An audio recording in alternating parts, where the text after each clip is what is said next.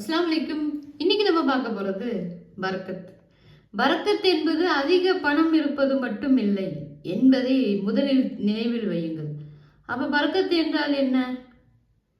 ஒரு மாதம், 2 மாதம் அல்லது 3 மாதம் கடந்து விட்டது, நீங்கள் டாக்டரை சந்திக்க வேண்டிய நிலை ஏற்படவில்லை என்றால் அதுதான் பரக்கத்.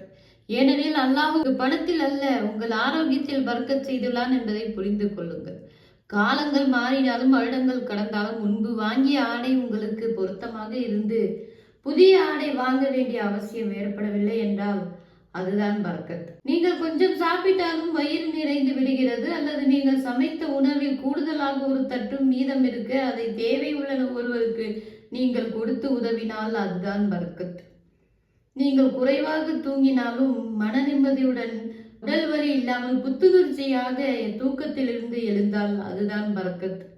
நீங்கள் நெரிசல் மிகுந்த இடத்திற்கு சென்று தாமதமாகும் என்ற பயம் இருக்கும் நிலையில் அல்லாஹ் உங்கள் காரியங்களை எளிதாக்கி குறித்த நேரத்தில் வேலை முடிந்துவிட்டால் அதுதான் பரக்கத். நீங்கள் எங்கு சென்றாலும் உங்களது நற்பண்புகள் மற்றும் தனித்துவமான குண அதிசயங்களால் மக்கள் உங்களை நேசித்தால், உங்களுக்கு மதிப்பளித்தால் அதுதான் பரக்கத்.